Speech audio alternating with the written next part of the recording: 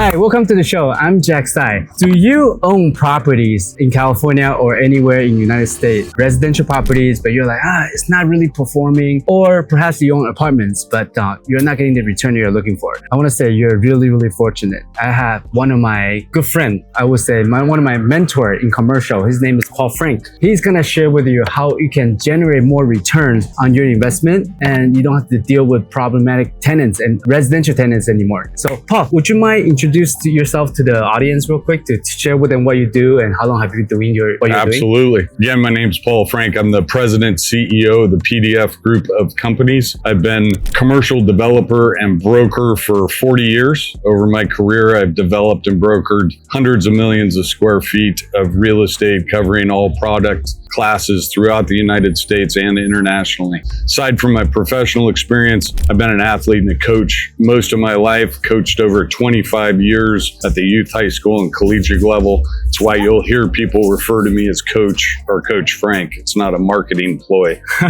That's great. So I met Paul since like 2-3 years ago. Yes, sir. And he's always super helpful, especially every time like when we run into a commercial situation and Paul is full of knowledge. You have worked with any kind of product type, right? Absolutely. Okay. Can you share with the audience, because last time we talked, you mentioned about, there are clients where, they come into you, they're like, I own good amount of properties, but I'm not even making money. Can you share some examples of what you have done? Yeah, absolutely. I get nervous about anybody that refers to themselves as an expert. It's indicative of them not learning anymore, which is a problem. One of the areas that we are nearly experts in, or as close as I would come to saying I'm an expert, is 1031 exchanges. We've done hundreds and hundreds of those on my own account as a developer and owner, as well as for clients. And one of the areas that we have specialized in is taking residential rental owners, single family rentals, duplexes, triplexes, quadplexes, and multifamily for people that have long-term holds. They've achieved appreciation, but now they're running into the difficulties of management and their returns are not equal to the value of their property. So there's a lot of untapped potential there. So we use a 1031 exchange to remove their problems and in most cases simultaneously increase their net income.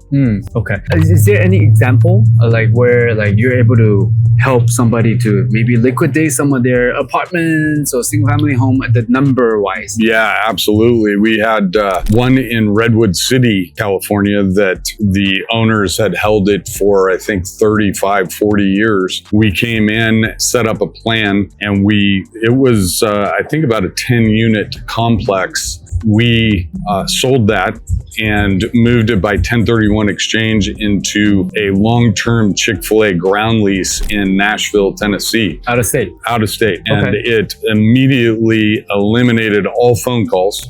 They got a check ACH to them every month, what we call a coupon clipper. But more importantly, I believe they got about an $11,000 a month raise in their income. We see them routinely and they are literally in tears over the difference that it made in their lives. We had another one in Sherman Oaks that we looked at a 3-year running average and put in place a plan that again eliminated all of their legal fees for evictions and problems and repairs, moved them into a long-term triple net investment, and I believe it was a 58 or 59% increase in income. 59%? Yes. Wow. Yeah. So you and I know, the audience know, in California here is very, very tenant friendly. Yes. With all this rent control whatsoever. A lot of the landlord, they're dealing with, I haven't raised rent for a long time. Or, it's just really difficult to get a tenant out. So in a way, you're able to help them to not to have to deal with those like tenants who doesn't pay or not willing to go out into some commercial prototype where they don't have to deal with it. Yeah, they've done their job, and usually in the spectrum of an individual's investment career, they made the right decision. They have achieved appreciation and they have equity in these properties. They've done everything right, and now they're at this point where they kind of want to go on cruise control. And I would suggest that if I could stabilize their income for 15, 20, 25 years and eliminate all their problems, it would be a good move. In most cases, we are not only doing that, but we are increasing their net income while removing all of their problems. But that increase is 10, 20, 30, 50, 60%. Falls into the no-brainer category. Yeah, in a way, like every year you're getting $100,000, $200,000 more in cash flow. Yes. That's yes. phenomenal. Yes. And Paul, you mentioned about you helped this client to move to Nashville, Tennessee. You do business in all 50 states? Yes, I'm licensed in a whole bunch of different states, more states pending. We do development and brokerage all over the country. So we source these opportunities, especially with triple net, whether it's a Chipotle or a McDonald's or a Chick-fil-A. We source wherever the best opportunity is for the investor, because with a triple net, they literally have no obligation. They're not responsible for anything. All they do is get a check every month. They don't need to worry about the tax, the insurance, the maintenance. The tenants pay for it. Yep. And many times that is a psychological challenge because people are programmed to be close to their properties. We've moved a lot of dentists and other professionals out of 10 unit, 12 unit, 20 unit apartment complexes in California into properties in Tennessee, Michigan, Alabama, several into Texas. And it's difficult for them to overcome that belief that they need to be close. We have boots on the ground all over the country. So if they want a monthly or quarterly check-in and a picture, proof of life, if you will, we can absolutely achieve that for them. I feel like that's probably the most important thing, because I personally own property in Tennessee as well. And one of my biggest struggle with it is like having somebody that I can trust locally. Because my wife was asking me a couple of days ago when I was in Vegas, she was like, how come you never thought about buying in Vegas? And I was like, the reason why I went to Tennessee because my mentor purchased property over there. They have a local team there. So when it comes to investment, I told her it's all about two things. One is the number. Secondly is having somebody trustworthy locally so that they can take care of it when you're not there. Yes. And so I'm just really fortunate that we're able to connect and building that opportunity and network and resource and people locally to help the audience so that they can, imagine what you just said, right? Helping them to sell a couple of their not really performing residential opportunity, but because they have this mental block of like, oh, if I go out of state, where should I go? What should I do?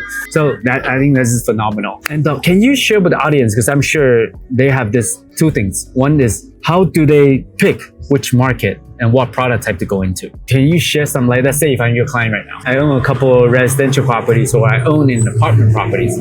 How would I identify where to go? That's our job. I mean, currently we're actually dealing with a ranching family that has sold some ranches in Nevada.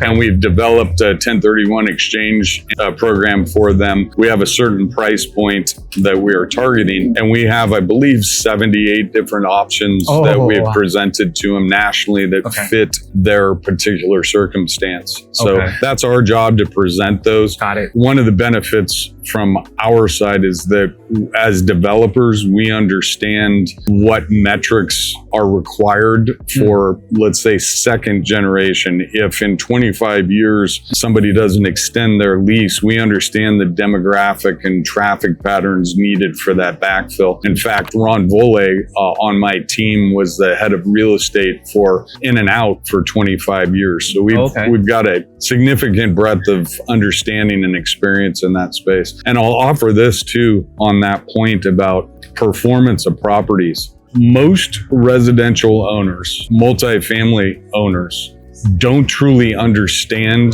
the performance of their asset. They take the best month that they have and they extrapolate what the return is. Almost without exception, if we take a 3-year running average, just say, let's look at your performance. That performance on average is substantially less than what the perceived performance is. Somebody has a rental house, they'll look at it and the rent is X and our debt is Y. They sort of forget about property taxes, insurance. They definitely don't account for vacancies and new carpet and new paint and run that average. It is an excellent area to build wealth and to gain equity over time. But when that time comes, there are definitely better avenues to get a return on what you have created. Yeah, I feel like, because I myself mainly deal with residential and some commercial, I'm a residential investor, and it is more like, I like to call it, our blind spot. We don't know what we don't know. Right, and it's just residential is just so much easier. You buy a house, rent it out, collect rent. Yeah. But on the commercial end, I kind of like to picture like when we play Monopoly, you can buy the little red houses all day, but it's easier if you just. Sometimes it's easier to just buy the hotel if you know how to play the game. Yeah. And so this is why it's very, very valuable to have somebody like Paul to be able to help our clients out, to help them identify their opportunity, things that they're not seeing. Yes. And based on our conversation, can you share with the audience? Like, let's say if I'm that client, I own a couple houses. Now, what's the process like? I come talk to us, be like, hey, I got this. I want to get into the game. What are some of the first 2 or 3 things they need to think about so they can know what to do next? It starts with the residential agent, listening to that story and observing the opportunity within their client base, asking some questions, understanding who has these assets under their control, be it single family rentals or multifamily, educating them, because the benefit to the residential agent is that we can present a compelling argument to sell those assets and to move, which allows them to generate sales volume on the sale and then a referral on the up leg, as we call it, for the replacement property. In terms of the process, getting an actual 2-3 year set of numbers as far as the actual performance is the key, because they don't know what they don't know. And when we get that, we can plug it into our performance and show somebody exactly where they are today and where they could be if they listen to us. Got it. So it's kind of like a GPS system. Like, if you don't know where you're located, how do you know which direction to take?